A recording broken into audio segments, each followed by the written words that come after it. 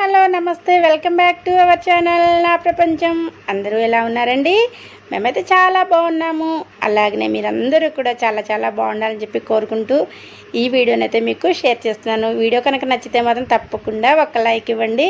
ఎందుకంటే ఇది బాబాకు సంబంధించిన వీడియో అనమాట. నేను గుడికి వెళ్తున్నా అని చెప్పి మీకు షార్ట్ వీడియో కూడా మార్నింగ్ పెట్టాను. పెట్టిన తర్వాత పెద్ద పాప వాళ్ళ ఇంటి ముందు అనమాట బాబా గుడి. అంటే పెద్ద పాప వాళ్ళ ఇంట్లోకి ముందు వెళ్ళి పిల్లల్ని తీసుకొని, పాప అయితే పిల్లల్ని తీసుకెళ్ళండి నేను తర్వాత వస్తాను అంటే, మేమైతే ముందు పండుగని తీసుకొని, అలాగనే ఐషు వాళ్ళు కూడా అక్కడికి వచ్చేసారనమాట. ఐషు గాని తీసుకొని దేవుడి దర్శనానికని అయితే బయలుదేరామండి. ఇవాళ వార్షికోత్సవం కాబట్టి వేల మంది జనమైతే ఉంటారండి. అయితే మేము కొంచెం ముందే వద్దామనుకుంటే వేళ వీలు పడలేదని చెప్పా కదా. అయితే దేవుడి దయ వల్ల నాకైతే దేవుడు ఆరతి టైంలో అక్కడికైతే చేరుకున్నామండి. చక్కగా ఆరతిని అయితే చక్కగా పాడుతూ ఆరతి టైంలో అక్కడ ఉండటం కూడా ఒక అదృష్టమే అండి. మనం ఎట్లా వెళ్ళి దర్శనం చేసుకున్నాము వచ్చాము అనకుండా ఒక చక్కటి హారతిలో, ఏదో ఒక హారతి అనమాట, 4 హారతుల్లో ఒక హారతిలో కూడా అలా మనం పాల్గొంటే మనకే చాలా మంచిది. ఇలా చక్కగా ఆరతి టైంలో వెళ్ళి మేమైతే చక్కగా స్వామిని చూద్దాము అంటే అంత జనంలో వీలు పడట్లేదు అనమాట. ఇక మొత్తం మనం ఆరతి అంతా అయిన తర్వాతనే దేవుడి దర్శనం చేసుకోవాలి. అలాగనే అన్నదాన కార్యక్రమము మహాబ్రహ్మాండంగా జరుగుతుందండి. ఇక్కడ ఎంతమంది వచ్చినా కానీ అన్నము లేదు అనకుండా అన్నదానం అయితే ఇక్కడ చేస్తారనమాట. ఈ గుడి ప్రత్యేకత అనమాట ఇది. అయితే రాత్రి కొంచెం అయితే డిస్టర్బెన్స్ అయింది. ఎందుకు అంటే అనుకోకుండా పెద్ద వర్షం అయితే వచ్చిందటండి. అందువల్ల ఈరోజు అన్నదానం ఎలా జరుగుతుందో ఏంటో అని వీళ్ళందరూ చాలా కంగారు పడ్డారట. అది మార్నింగ్ నాకు మా పాప చెప్పిందనమాట. ఇక్కడ వర్షం ఉందా అమ్మ, మా దగ్గర అయితే ఇలా వర్షం ఉంది, బాగా పెద్ద వర్షం వచ్చింది, గుళ్ళో ఇబ్బంది అవుతుంది అని చెప్పి. అయితే ఈ వర్షం పడేటప్పుడు అండి, ఇప్పుడు నేను 2-3 సార్లు గమనించాను. వాన వచ్చినప్పుడల్లా ఒక ప్రాంతంలో ఉంటుంది, ఒక ప్రాంతంలో ఉండట్లేదండి. మొన్న నేను కూడా చెప్పా కదా, రీసెంట్గా పెట్టిన వీడియోలో కూడా నేను వర్షంలో ఇట్లా బయటకు వెళ్ళాల్సి వచ్చిందండి అని చెప్పి. ఆ రోజు కూడా అంతే, మా దగ్గర లేదు వర్షము. ఖమ్మం ఎంట్రన్స్లో నుంచి పెద్ద వానండి. అలాగనే నిన్న కూడా అక్కడ పెద్ద వర్షము. మాకైతే అసలు ఏం లేదనమాట, మామూలుగా ఉంది మేము నిద్రపోయి లేచేటప్పటికి. కానీ మా పాప పొద్దున్నే ఫోన్ చేసి, పిడుగులు, పెద్ద వర్షం అమ్మ, ఇక్కడ అసలు వేసిన టెంట్లు అవన్నీ కూడా ఎంత ఇబ్బంది అయిందో పాపం వీళ్ళకి అని చెప్పి మార్నింగ్ చెప్తే, ఎవరికైనా కానీ మనం ఇబ్బంది అయింది అయ్యో అని అట్లా ఒక అకేషన్ పెట్టుకుంటే ఏదన్నా కొంచెం డిస్టర్బ్ అయినా కానీ బాధ అనేది ప్రతి ఒక్కరికి వస్తుందండి. అది ఇంకా దేవుడి విషయం కాబట్టి ఇంకొంచెం ఎక్కువే వస్తుంది మనకి. నాకైతే బాధ అనిపించింది మార్నింగు. ఇక సరే అయితే ఎట్లా ఏంటి అని అంటే, ఇప్పుడు పర్వాలేదమ్మా, ఇప్పుడు వర్షం తగ్గిన తర్వాత మళ్ళీ టెంట్లు అవన్నీ వేసేసుకొని స్టార్ట్ చేశారు అంటే కొంచెం అయితే వండే పదార్థాలు ఏవైనా కొంచెం మనకైతే లేట్ అవుతుందన్నమాట. మనం అనుకున్న ప్లాన్కి కొంచెం ఏదైనా ఇబ్బంది అయిందంటే ఎవరికైనా ఉన్నట్టే కదండి. అట్లా ఎవరిళ్ళలో అయినా అట్లా ఉంటుంది కదా. అలాగనే ఈరోజు ఈ కూరగాయలు కట్ చేసుకోవడం కానీ వంట వాళ్ళు స్పీడ్ అంతా కూడా కొంచెం తగ్గుతుందన్నమాట. ఎందుకంటే పాపం అయ్యో మనం ఇలా ఇప్పుడు కట్ చేసుకుందామా అనుకున్నవి ప్లాన్ తప్పేసింది అన్నప్పుడు కొంచెం ఎవరికైనా ఇబ్బంది అవుతుంది. అయితే వంట అయితే చాలా వరకు రెడీ అయిపోతూనే ఉందండి. అయితే ఇక్కడికి మనం బాబాగారి ఆరతి అయ్యే ముందే మనకి వండిన పదార్థాలన్నీ కూడా ఇక్కడికి నైవేద్యానికి అయితే వస్తాయి కదా. అలా నైవేద్యం వచ్చిన తర్వాత భక్తులందరికీ కూడా తీర్థ ప్రసాదాలు తీసుకొని స్వామివారిని దర్శించుకున్న తర్వాత తీర్థ ప్రసాదాలు తీసుకొని అన్నదాన ప్రసాదానికి అయితే వెళ్తున్నారండి. మనం ముఖ్యంగా చెప్పుకోవాల్సింది, అన్ని దానాల్లో కల్లా కూడా గొప్ప దానం అన్నదానం అండి. అది మీ అందరికీ తెలిసిన విషయమే, నేనైతే దాన్ని చెప్పనవసరం లేదు. అయితే అన్నదానము ఎందుకు గొప్పది ఏంటి అని కొంతమందికి సందేహం రావచ్చు, అదేంటి అని. కానీ ఒక మనిషికి మనము ఒక 10 రూపాయలు సహాయం చేసామనుకోండి, 10 రూపాయలు తీసుకున్నవాడు ఏమనుకుంటాడు, వీడికి 100 రూపాయలు ఉన్నాయి కదా, ఇంకొక 10 ఇవ్వచ్చు కదా, 10 ఇచ్చాడేంటి అని ఆ మనసు అట్లా అనిపిస్తుంది అనమాట.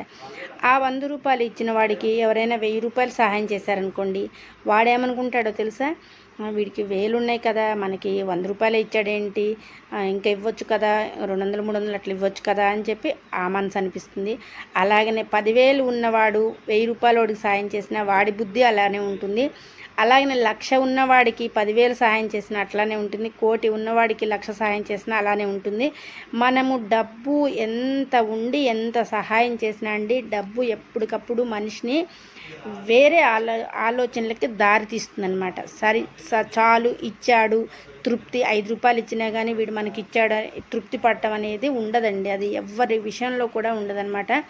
డబ్బు అందరికీ శత్రువు. ఎంత మనకి పనికొస్తుందో అంత శత్రుత్వాన్ని కూడా నింపుతుందండి. అదే మీరు ఇక మనం అన్నదానమే గొప్పదానము, డబ్బు కాదు అన్నదానమే గొప్పదానము అని ఎందుకు అనుకున్నాము అంటే, ఇంకా చూడండి మీరు ఏ మనిషికైనా సరే మంచిగా అన్నం పెట్టి దాంట్లోకి పప్పు కానీ పచ్చడి కానీ ఏదేసినా సరే మంచిగా చక్కగా భోజనం పెట్టండి. ఇంకా వాళ్ళు చాలు అంటారు.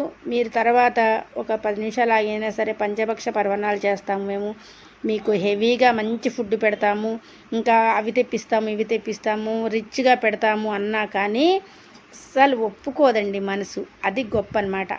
అన్నము చాలు అంటుందన్నమాట. మనకి కడుపు నిండింది అంటే ఇంకా అన్నము వాళ్ళు మళ్ళీ మనకు పెడతామన్నా మనం అన్నం తినమన్నమాట. అది డబ్బుకి మనకి అన్నానికి ఉన్న అంత వ్యత్యాసం ఉంటుందండి. డబ్బు నువ్వు ఎంత ఇవ్వు, వాళ్ళకి ఇచ్చిన వాళ్ళకి ఎంత సహాయం చెయ్యి, మళ్ళీ ఇవ్వు ఎన్నిసార్లు ఇచ్చినా కానీ కృతజ్ఞత అనేది డబ్బు విషయంలో ఎవ్వరికీ ఉండదండి. అది ఒక పర్టికులర్గా ఈ మనిషి అని మనం చెప్పలేము. అసలు ఏ మనిషి బుద్ధి అయినా కానీ డబ్బు విషయంలో అలా ఉంటుంది. అన్నదానం మాత్రం అంత గొప్ప దానం అండి. అన్నం తిన్నవాడు తృప్తిగా భోజనం చేస్తాడు, చాలు అంటాడు. అన్నం పెట్టిన వాళ్ళని అన్నదాత సుఖీభవ అంటాడు. అట్లనమాట. కానీ నువ్వు సహాయం చేసిన వాడిని సహాయం దాత సుఖీభవ అని ఎక్కడానము, సహాయం చేసిన మనం పొగడము, వాడు ఇంకా 4 ఇస్తే బాగురాని పక్కన వాళ్ళకి ఎమ్మటైపోయి చెప్తామన్నమాట. అరే వాడికి కోట్లు ఉన్నాయి కదరా, మనకి 5 రూపాయలు ఇచ్చాడంటే ఇంకొక ఇవ్వచ్చు కదరా అన్న భావన మనలో ఉంటుంది. కానీ అన్నదానం అది డబ్బు ఏదైనా మనము ఇస్తే అండి సహాయం చేశాడు, డబ్బు ఇచ్చాడు, సహాయం చేశాడు అంటారు. కానీ అన్నం పెట్టండి. అన్నం పరబ్రహ్మ స్వరూపం కాబట్టి గొప్పగా వాడు మనకి భోజనం పెట్టాడురా, గొప్ప దానం చేశాడురా అంటారు. కానీ డబ్బును ఎవ్వరూ అనండి గొప్పదానం అన్న మాట ఎక్కడా కూడా డబ్బు విషయంలో రాదు. ఒక్క అన్నప్రసాదంలోనే వస్తుందన్నమాట. అంత విలువ అన్నమాట అన్నదానానికి. అందుకోసం వీళ్ళందరూ కూడా ప్రతి ఇంటి నుంచి ఇవాళ అన్నదానం చేసేది కూడా వీళ్ళ కాలనీ మొత్తం కలిపి, అలాగనే వీళ్ళకి తెలిసిన వాళ్ళ దగ్గరికి కూడా వెళ్ళి డొనేషన్ వసూలు చేసుకొచ్చి, ఎందుకు అంటే ఈ అన్నదానంలో కలపడానికి అనమాట. ఆ డబ్బులు ప్రతిదీ కూడా అన్నదానానికే వినియోగిస్తారండి. ప్రతి పైసా కూడా ప్రతి ఇంటి నుంచి వచ్చిన రూపాయి ఇచ్చామా, 10 రూపాయలు ఇచ్చామా, లక్షలు ఇచ్చామా అని కదండి, అన్నదానానికి నువ్వు ఇచ్చావా ఇవ్వలేదా, అది గొప్ప విషయం అన్నమాట. అట్లా అన్నదానం అంత మహా గొప్ప అవకాశం అందరికీ రావాలన్నమాట. అన్నదానం చేసే అవకాశం అందరికీ రావాలి. మనకున్న దాంట్లో మనమైతే అన్నదానం తప్పకుండా చేయాలండి. రోజుకి మనకు కలిగినంతలో ఎవరికైనా ఫుడ్ పెట్టవచ్చు, లేదా నెల రోజుకి ఒక్కసారైనా ఫుడ్ పెట్టవచ్చు, లేదా 2 నెలలకైనా, సంవత్సరంలోకి ఒక్కసారైనా కానీ మన తరపు నుంచి, మన కుటుంబం తరపు నుంచి అన్నదానం అనేది ఎక్కడో చోటండి, గుళ్ళకైనా మనం ఎక్కడైనా ఇవ్వచ్చు. అన్నదానం ఎక్కడ జరుగుతున్నా కానీ అది అందులో 10 రూపాయలు మన వంతు అవ్వాలన్నమాట. అంత గొప్ప అన్నదానం ఈరోజు ఇక్కడ కార్యక్రమం జరుగుతూ ఉంది. ఇంకా దీన్ని నేను అన్నప్రసాదము తినడానికి కూడా వచ్చానండి. అంటే దేవుడు ప్రసాదం తీసుకోవడానికి కూడా వచ్చాను ఈరోజు నేను.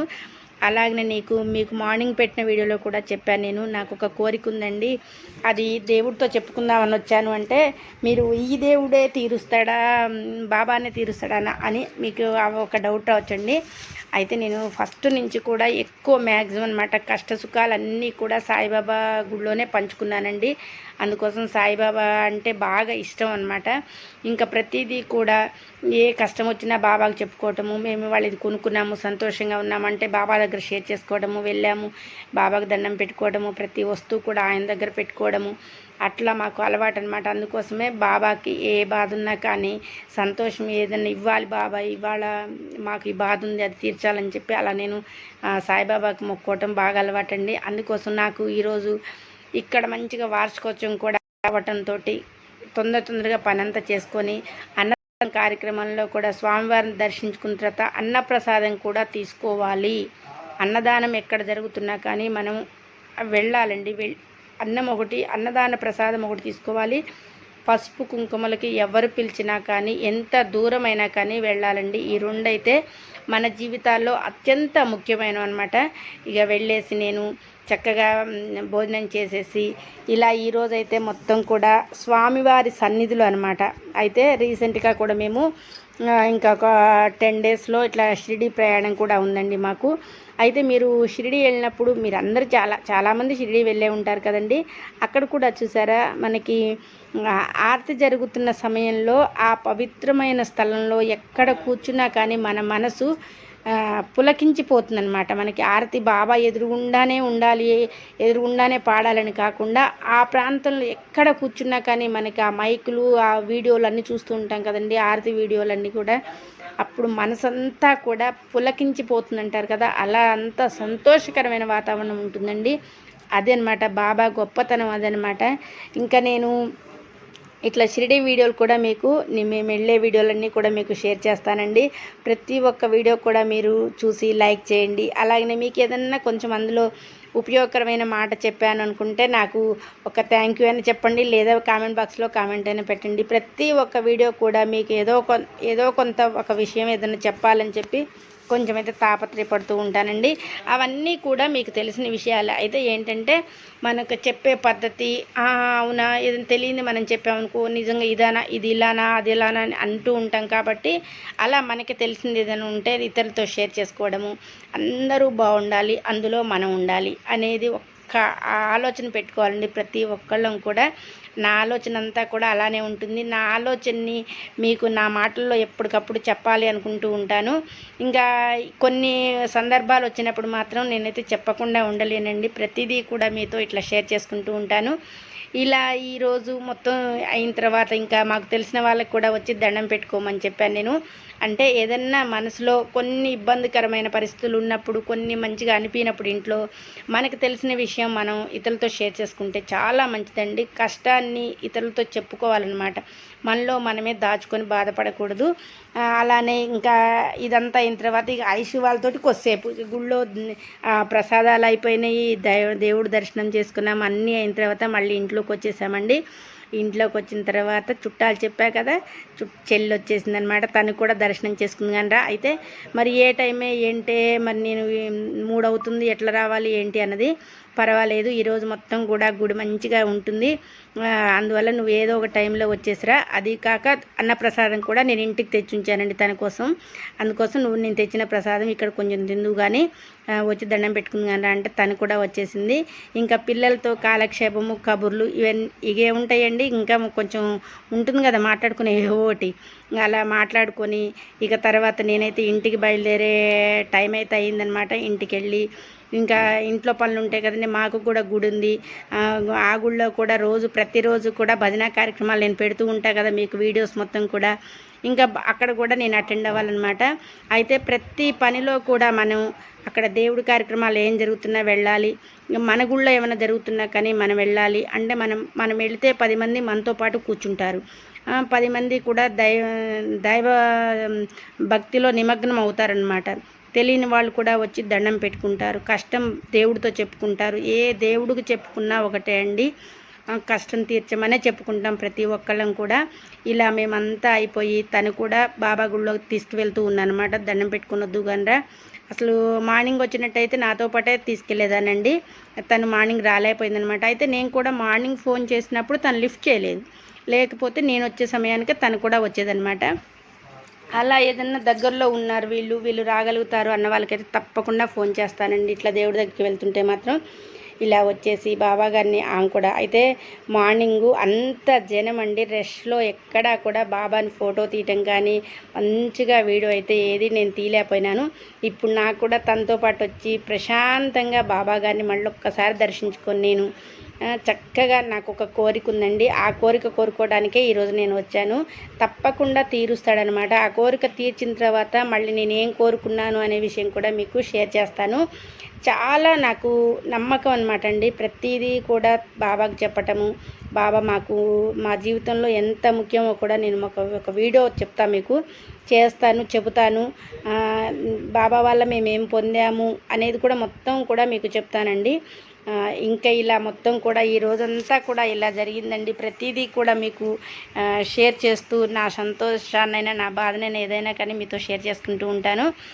ఇంకా దీని తర్వాత అండి ఇంకా మేము షిరిడి వెళ్ళాలనుకుంది కూడా ప్రతి సంవత్సరము రెగ్యులర్గా వెళ్తామండి షిరిడి. బాబా అందరూ అంటారు ఎప్పుడు వెళ్ళే చోటుకే వెళ్తుంటారు, ఇంకా కొత్త కొత్త ప్రాంతాలకు కూడా వెళ్ళొచ్చు కదా, వెళ్ళిన చోటుకి వెళ్తారు అని అంటే, వెళ్ళిన చోటికి వెళ్ళాము అని కాదండి, బాబాని 1 ఇయర్లో అయినా ఒక్కసారి మేము దర్శించుకున్నామా లేదా, బాబా దగ్గరికి వెళ్ళామా లేదా అనేది మాకు తృప్తి అనమాట. అట్లా వెళ్ళొచ్చాము అంటే అమ్మయ్య ఈ సంవత్సరం బాబాని చూసి వచ్చామని తృప్తి ఉంటుంది.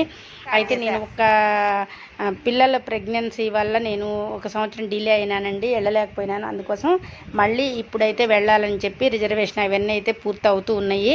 అయిన తర్వాత మేము ఏ రోజుకి వెళ్తున్నాము ఏంటనేది కూడా మీకు వీడియో షేర్ చేస్తానండి. ఇంకా తర్వాత ఇంకా ఐషు అయితే ఇక్కడ ఆడుకుంటూ ఉంది. ఇంకా నేను మధ్యలో మళ్ళీ వచ్చి వీళ్ళ గుళ్ళోనే కూర్చోబెడితే తను భజన చేస్తుంది అనమాట. భజన గుడి అనేసరికి మా ఐషుకి అయితే భజన గుర్తొచ్చింది. ఇంకా భజన గుర్తొచ్చి చేతులు కాళ్ళు అటు ఇటు తలకాయ కూడా చక్కగా ఊపుతూ ఉందన్నమాట. చూశారు కదండి, డెకరేషను దగ్గర నుంచి అన్నదాన ప్రసాదాల దగ్గర నుంచి మార్నింగ్ అభిషేకాల నుంచి మొత్తం కూడా ఈ గుడిలో బ్రహ్మాండంగా జరుగుతాయండి. కార్యక్రమాలన్నీ కూడా చక్కగా అత్యంత భక్తి శ్రద్ధలతో చేసుకుంటారు. మొత్తం కూడా అంతా కమిటీ సభ్యులు కానీ మొత్తం ఇక్కడ కాలనీ అండి, విజయనగర్ కాలనీ అనమాట. ఇది విజయనగర్ కాలనీ బాబా గుడి అనమాట.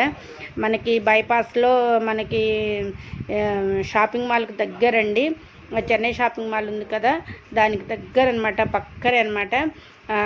చక్కగా ఎవరైనా కానీ బస్ స్టాండ్ ఏరియాలో అనమాట, కొత్త బస్ స్టాండ్కి ఇవన్నీ కూడా దగ్గర, ఎవరైనా కానీ దర్శనం చేసుకోవచ్చు.